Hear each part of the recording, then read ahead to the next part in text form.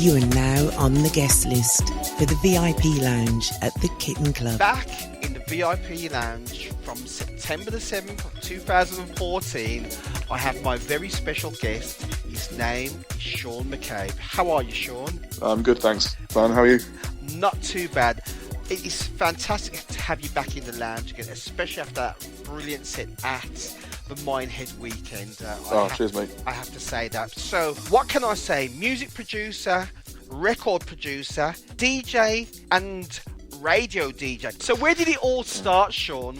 How did it all came into being? It was so gradual that I can't really think of a start point. I just knew I always loved dance music, so it was kind of the beginning was probably collecting music, I guess, was the beginning of the passion for music. You know, on the production side of it, started to discover a few bits of sort of amateur production software I started playing around with, and just sort of like loop-based, you know, quite simple stuff, and I just kind of got interested in it, and it kind of grabbed me quite instantly, and that I was interested in DJing, and I listened to a lot of, you know, mix shows on the radio, you know, when I was really young, like about sort of roughly, you know, 12 years old. I was listening to a lot of the main sort of Radio 1 mix shows, and okay. You know, Danny Rampling, and I sort of discovered Deli G's radio show on Galaxy 101 in Bristol, you know, so I kind of got into it. It was just really gradual, you know, and just kind of got more and more interested, and then started shopping in better record shops and meeting the right people and just kind of getting involved in the whole scene, really, you know. So let's take you back a little bit. So what was the very first record that you bought? I couldn't even say, actually. I can't even remember what it would be. Okay. I think I probably bought my first record just out of the excitement of buying a vinyl, because I think it was like probably when I first even got a paper round where I could actually buy something myself. Yeah. You know, it was like, oh, I can actually go out and buy my own record, you know. So I can't remember even what it is. I just remember always, you know, wanting to buy CDs and records at a really young age, you know, and it was just a continuous progression. It was just an obsession in a way. So who was launched first, the DJ or the producer, the remixer? Probably producer, because I actually started making tracks before I got my decks. I was interested in both at the same time. I just didn't have any decks, and my parents actually got me decks for Christmas. So that was my kind of like, and that was year 2000. Was it that the Christmas '99? I got my first pair of decks. She started making very simple tracks, just loop-based thing, really simple thing. I was kind of putting these things together, these little loop tracks together. That was the year before, a year prior to that probably, that I started doing that. So technically producer, but really the passion all around the same point in time. You know, it all came hand in hand. I was into dance music. I was into the whole structure of things, and actually making mixtapes. I think a lot of people probably used to do this anyway when they're younger, or when they might just have like a tape deck type thing. I used to make a lot of little mixtapes off the tape deck and be hitting the pause button on the beat. Try and do that quick transition, just a quick sort of snap into, you know, on the beat, transition into the next track. You know, so you sort of pause on the beat and then unpause it for the next track. I kind of did quite a lot of those. So when did you discover your talent as a producer? I'll be honest, I don't think I noticed it as a talent until people that I've met who actually like my stuff, and I never really thought anyone would really like it. It was just something I was just doing it out of interest, and, you know, a few friends that I met in a record shop in Cardiff when I was living in South Wales, you know, I think they just kind of heard something there and just sort of thought, you know, there's some potential in what I'm doing. It was all still, I was amateurish, and I wanted to, and I was studying music tech at college as well, and, you know, I went on to university to study sound engineering and things like that, so all kind of that progression. But there wasn't really people around me at that time who really, you know, there weren't many people who were into that music, especially, you know. So there were a few key people who spotted it, and also there was actually a guy in Cardiff who used to run a night who heard one of my mixtapes coincidentally, and sort of like wanted to get in touch and meet me, kind of thing, and then kind of bring me into their night and start playing. You know, I was quite young then as well, so it's kind of like he was probably one of the first people. His name was Dave Jones, and he used to do a night called L'America, and it's still running now. Obviously, I think Craig Bartlett's still running it. Let's have a look at something that you did. Who became known first? Was it the DJ or was it the producer? Which really got the public attention? Was it the DJ or was it the producer? The producer got the attention in the record industry. DJing is something you do for, you know, it's part of the passion of loving music, you know. It didn't do it to get attention, and I certainly didn't even start producing to get any attention either. It's just something I wanted to make music. I enjoyed it. It's something I still enjoy doing now. There's never an agenda of I need to be at this point or here and I need to make these kind of tracks. There's no real strategy behind what I'm doing. I'm just making music that I love, and that's what it's always been from from the very start, and I always try and keep that the roots of what I do. Okay. But I guess, you know, early remixes that came out, they kind of got, you know, they got attention from the record in terms of people who buy records and buy music. That definitely got the attention on that side of it. I was DJing around South Wales from the age of 16, I think, really, even playing at under 18 nights and stuff, you know, when I was much younger. I started DJing around in South Wales and becoming involved in more sort of bars and clubs. So in that area, I was doing my own thing and DJing places, and, you know, got my own residency somewhere where I was playing every Friday and Saturday night, every weekend, you know, hosting the whole nights, the full, you know, doing like 8 or 9 hour sessions for a Saturday night. It was really, you know, really good. I was doing that in Swansea for about a year or two. You know, for me, that was my schooling really in DJing, was the residency thing. So there's many DJs that come around now who get the opportunity to play somewhere every weekend to the same crowd, you know, work tracks, work the mixes, and take people on a long journey for, you know, 9 hours. It's not often you get the opportunity to do that anymore. It's lucky if I get to play 3 or 4 hours anyway, sometimes even 2. Do you know what I mean? That's true. You know, a lot of the sets now tend to be, you know, you get an hour or 2 hours to play, and you've got to, you just kind of start, and you've got to really take it places quickly, and you can't really take your time and build it. So Sean, what really got the notice and the attention as far as your remixes was concerned? What really brought you into the spotlight? I remember I did a remix of My Joy by Quentin Harris. That came out on Strictly Rhythm. That was an early one, and that kind of caught the attention of Frankie Feliciano, who coincidentally then he put me in touch with King Street, kind of suggesting, oh, you know, you should get Sean on board to do some stuff with King Street. The first thing I did with King Street then was Dennis Ferrer, Run Free. And I think on a really sort of more larger scale, I think that remix of Run Free, you know, it really caught me. I think My Joy did as well, but I think Run Free probably even more so, because it's one of those records that people still talk about. That then kind of cemented a remix working relationship with King Street Sounds, which went on for years and still has done recent, you know, up until the last remix I did from was just last year. Probably started remixing back in probably like 2007 maybe, or 2008, you know, quite a while ago. Maybe that's a bit too long ago, I'm not sure how long. Maybe about 7 years, 6 or 7 years we've been remixing with King Street. Well, put it this way, Sean, the one thing that I have noticed during your journey as a remixer and so forth, you know, you started to do a lot of collaborations and remixes for a lot of projects on King Street, and it really gathered a good reputation from it. And I do remember, and I've said this to you before when I interviewed before, a lot of heads and even like Deddy G brought to my attention to watch out for this young guy. His name's Sean McCabe. He's going to be the next person. And funny enough, even DJ Spen, I've interviewed him recently, he said exactly the same thing, where he was saying you was on fire. He loves what you do on the remixing side and the production side. Oh, but cool, man. Hand in hand though, what did it do for Sean as the DJ? Naturally happens where you have, you know, if you have records come out, people know the name. The nature of the clubbing scene is people like to go and book and go and see people they've heard of and people they know, or even the records they bought their records.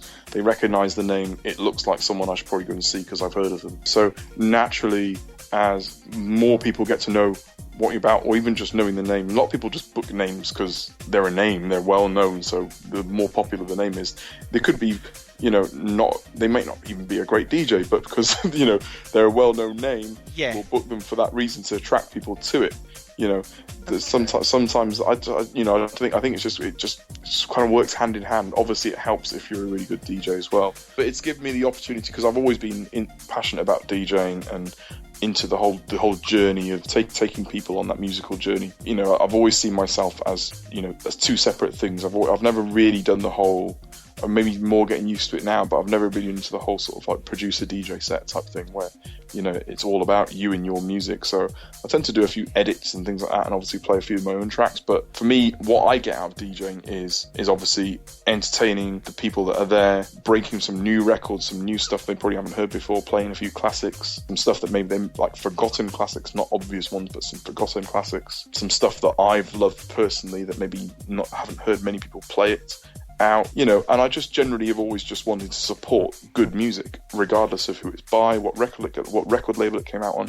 If it's good, I'll play it, you know, even if it's someone from no one's even heard of the person who's made it, I'll play it, because that's how I got out there, was luckily by a few people picked up some of my stuff that they never heard of me, but they could hear something in it and they liked it. And I always want to do that for other people who I can hear they've got something there, they deserve the support, I like what they're doing, I'm going to play it. That's always been part of what I like to do as well. So being able to get, a more varied places, kind of giving the opportunity to do what I want to do in a sense, and be the kind of DJ I want to be. Well, Sean, now you've performed all over the world now, where you've shared your favourite moment. I think actually one of my favourites recently has been South Africa, just because of their passion for music, their passion for soulful music especially. It's a place that I really connected with as a person and musically. People there are amazing, like super friendly, really welcoming, and really, really passionate about their music as well. What about America? Have you DJ'd in America? I've done Miami Winter Music Conference, but I haven't really done America properly. That's something on the list, but I haven't really done it properly as in the way I'd like to do it. So, that's something eventually. Yeah, I've been out to Dubai and Indonesia and a few places like that, and I've been around Europe and it's Italy especially. But yeah, I would say one of my favourite places I've travelled to recently is South Africa for me personally, just because it's the house music scene there is incredible. Brilliant. It's absolutely incredible scene there. Well, you actually performed at the last Minehead. How did you feel about that experience with it being the final, and also for yourself as well? You actually performed at Better Times in the Dome and in the Powerhouse. How did you feel about the whole thing? Yeah, it was good, man. Like I enjoyed the crowd, I enjoyed the vibe, the experience, and to play on that sound system is always good, regardless of the time you're playing at. Even it's just cool to play at on a system that has got that much chunk to it. It's just everything just sounds fat on it. So it's just a pleasure to just play on that system, and obviously to a really educated crowd, but a crowd who just really want to have a good time and enjoy and dance their socks off too. So everyone at the Weekender is just well up for it, and they're just ready to dance. So it's not even you just know you've got to play some good records, and they're gonna love it. So it's not even a challenging gig really. I can play the music that I love and the music that I want to play, and it works for that audience perfectly. It's exactly what they want to hear. So for me, it's been one of my favourite gigs for years. It's been one of my favourite places to play for years. Great. Well, put it this way, the last time we spoke, you was about to release your album. It's out now. And what sort of response did you have from the album? It's been good. It's been positive. I think it's probably introduced a few new people to my sounds that may not have heard it before, because I think the soulful house scene is generally boxed into its own little kind of niche scene. So it doesn't always give opportunities to new people to discover the music. But I think Z Records as a label it's got quite a broad audience, and obviously an album definitely brings more interest than remixes do, especially in original albums. So it attracted interest from, I'd say, a wider scope of people, than what I've been doing beforehand, which is good. I think for me, at the end of the day, I just want the good music to get out there to as many people as we can possibly get it to. It obviously being diluted, and I'm not really kind of like driven to have pop hits as such, but I just want good music to get appreciated, and I want good music to be heard by the people who, there's people that I know who might hear soulful house music or even some disco stuff or new, even a lot of this kind of stuff that like real people are putting out. People like that who is putting out really good soulful music with a good feel to it. It's not cheesy or anything. It's just really good quality music that should be heard more. That's what I'm passionate about, is just getting this really good music out there. And there's people that I play stuff to who've never heard this kind of stuff before, who maybe only follow the charts and not even aware of that kind of underground part of the scene, of what all this stuff that's coming out on the indie labels, or even knowing where to look. Like, where do I even look? I hear it, but where do I look for that stuff? Where can I find out more about it? So I just believe there's way more people out there who would want to buy this music, who would be into this music, want to go to the events and the parties that all of us put on, than we think there are. There's probably way more people who would love it, who probably don't even know about it, don't know where to find it. So, my mission is just getting the quality music out there to the people. That's what it's about. Okay, well, you recently had a few singles out, a couple of mixes from the album. You also did some work with Josh Millan's Elements of Life, and you currently have out with Lilac Jeans as well. You've got projects out there. Can we see a brand new Sean McCabe album in the making for 2015 or 2016? Probably a bit soon, mate. I think I need a break after the last one. Yeah, I think there may be something in the pipeline in that sense, but I don't know where I'm going to go from here at the minute. I'm working on a few bits and pieces, and we're working on some new Black Beatnik stuff as well, or revisiting some old Black Beatnik stuff actually as well. Okay. So there's some stuff there. I'm just interested in new projects and new ideas, and just keeping it interesting for myself too. I do because I enjoy it, and I just kind of want to do what I enjoy. So as long as I'm enjoying it, that's what I'm about. Well, you've got a project. You're doing a night, and it's either bi-monthly, and it's called Good Vibrations. How did it start? Because you're doing it with your good friends Deli. Yeah. How did it start, and how's it going, and when is the next night? Oh, well, the next night's on the 13th of June. Do bi-monthly nights in a venue called The Plough, which is a really nice, small, intimate, friendly pub in Bristol. And, it's got a wicked sound system, really good vibe there. The people who go there generally love soulful music. It's originally kind of like a reggae and soul and boogie kind of joint. That's kind of what they're about. Yeah. And then and we're kind of one of their only house nights, which is quite cool because it's kind of, obviously we play a more soulful side of house music because it kind of fits what they like anyway. And obviously we vary up. We play some disco stuff, and we play some funk, and we play some old stuff, and you just mix it. We mix it up. It's just good music. Yeah. It's just good dance music, good music to dance to. We do that every 2 months, and it's kind of like a nice family vibe. Anyone's welcome. We get people in Bristol, we get people travelling to it. It's kind of building up a nice little reputation, kind of like the old Paul Trouble's Loft kind of style thing. Like small, intimate, but people are interested, and people want to travel to it at the minute. People are travelling from around the UK to come to these parties, which is really nice, really good for our scene in Bristol too. Yeah, that's going well. And we started the nights out just really. I moved to Bristol 3 years ago, and I wanted to do something anyway, and it just kind of happened in a way by accident. Kind of hooked up with certain people who they wanted to put on a party.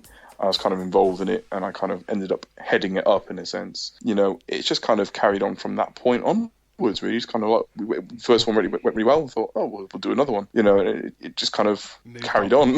Oh, brilliant. It wasn't really a plan or anything. It just kind of, it's just kind of manifested itself. It's just kind of turned into what it is now. It started off being more of a thing where we put like a lot of guests on, but that kind of got a bit stressful after a while. So we kind of ended up simplifying it a little bit, and we do the odd guest thing every now and then, but we're kind of keeping it a little bit more about the quality. So it's myself and Deli doing the party. We've both known each other for years, good friends, and we know how each of us play. We know our styles, and so we just from like 9 till 2 in the morning and build it and take it up and down, have a really good time. So Sean McCabe, the radio DJ, are you still presenting a show on My Soul? Yeah, we do a show. So I do the show with Big Ed, who's part of the Black Beatniks, who I do quite a lot of stuff with on a musical kind of thing as well. Actually, Big Ed was featured on the album too, on 2 tracks on the album, and he presents the show. He actually presents the Good Vibrations show. Okay. And I mix the music, so I put the music together, program it, and mix it, and it's going cool, man. I enjoy doing it. It keeps me interested in what's coming out, what's new, and what's happening. Okay. It's a good way of me keeping on what's current, and also be a little bit more diverse with what I play as well. So it's a radio show. It's not playing to a dance floor. I'm playing to people listening to the music. So it doesn't matter if I play a chill out track or something, or a really deep tune that I may not play in one of my normal sets if I play out. But if I like it, I can play it. If it's a good track, I'll just play it. So yeah, it's different. I'm not playing to a dance floor. I'm playing to listeners. So I want to keep it musically interesting. Well, for the listeners here on the Kitten Klub, I have one more task for you to do, Sean. Whoa. I'm going to have you become a radio presenter right here in the VIP lounge at the Kitten Klub. I want you to ask you to present 2 tracks of your choice, right. And then I'm going to ask you to present the mix that you did at the Minehead Powerhouse Club. Can you do that for me? Hey, this is Sean McCabe, and you're checking out the latest remix from my album, the At Jazz remix of Reach Out featuring Hannah Kimmo.